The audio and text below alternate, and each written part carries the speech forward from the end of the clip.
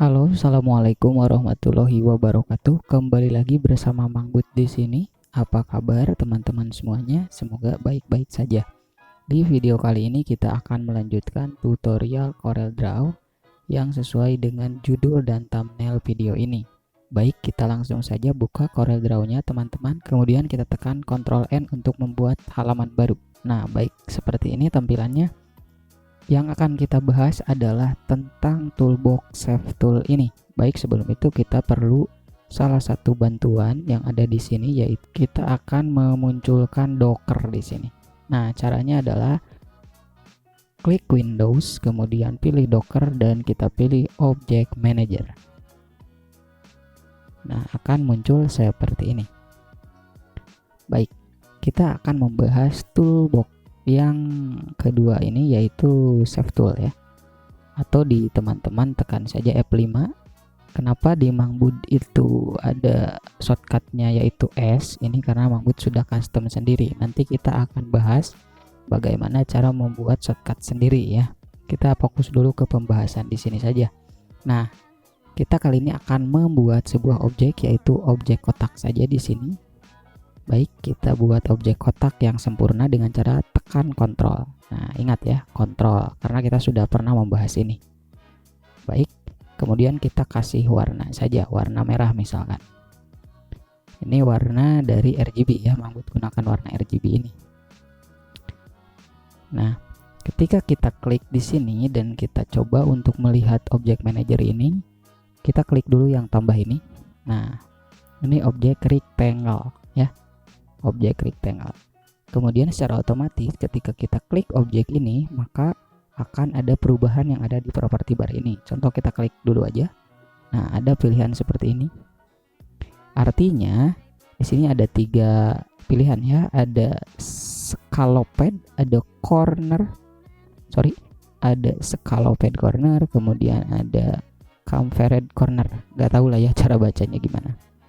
Nah, ketika kita pilih, kita aktifkan dulu objek ini, kemudian secara langsung maka tampilan di Docker ini pun akan akan aktif ya. Kalau kita tidak klik nih, ini tidak aktif. Kalau kita klik objeknya, maka ini akan aktif. Ini bisa kita klik dari sini ataupun bisa kita klik dari sini juga. Nah, akan aktif. Kembali ke save tool. Kita pilih save tool. Dan ketika kita pilih save tool, maka akan muncul 4 node ini. Maka akan secara langsung berubah ya. Kalau kita pilih ke tool lagi nih contoh. Kalau kita aktifkan objeknya, maka hanya ada node yang 6 ini nih. Ada node ya yang muncul. Kalau kita pilih save tool, node-nya menjadi 4 node saja. Dan pointer kita pun berubah menjadi seperti panah gini ya. Kalau kita pilih node yang 4 ini, kemudian kita klik dan tahan, maka akan menjadi seperti ini teman-teman. Nah, bisa jadi sebuah objek lingkaran karena kotaknya sempurna tadi. Kotaknya persegi. Kita akan coba kembalikan ke bentuk semula. Nah, kita pilih di tulisan node ini, kemudian kita klik dan geser. Klik, tahan, dan geser. Nah, kita ingin membuat lengkungannya sedikit saja, contoh seperti ini. Ini gampang sekali teman-teman. Kemudian kita bikin lagi objek yang kotak persis ya.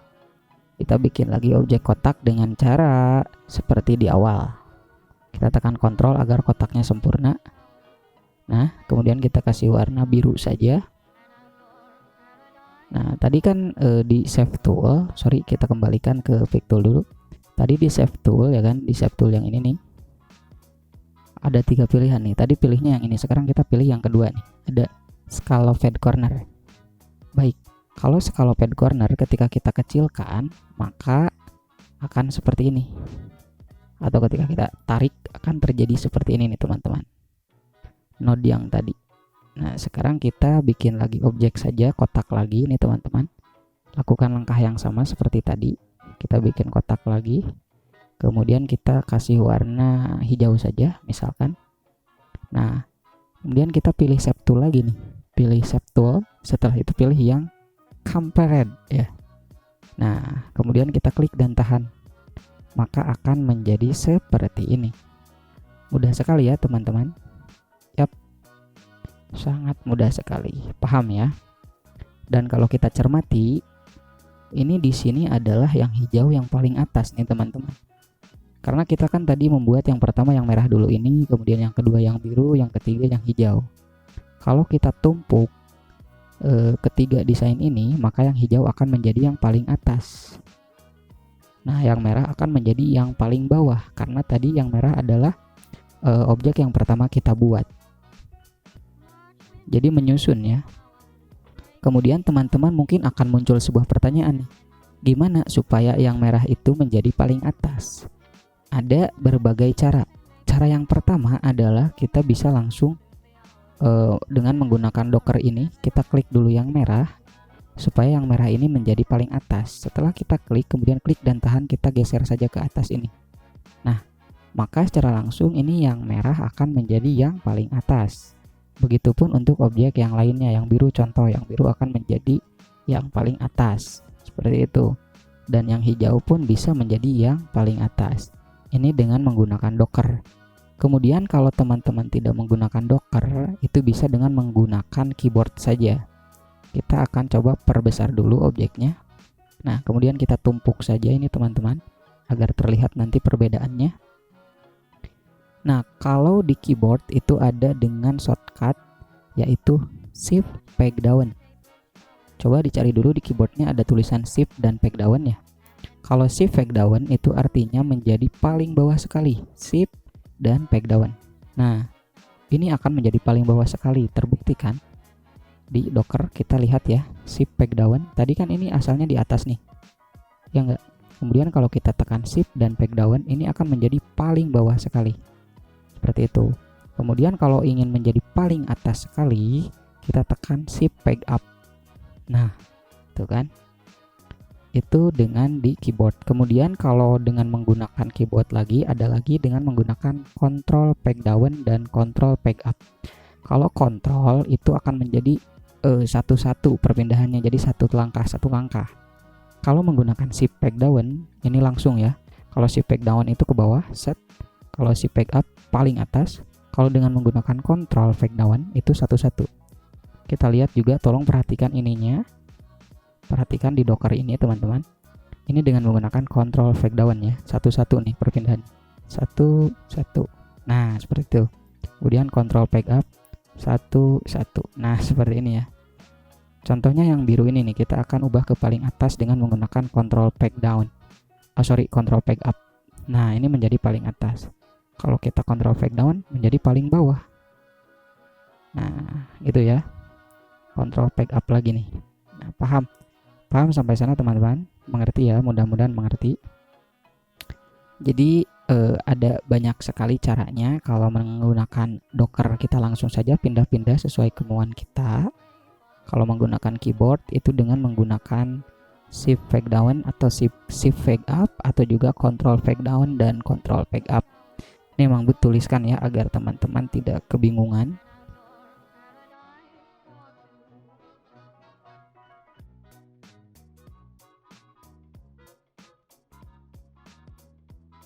Nah, gini ya teman-teman, paham lah ya.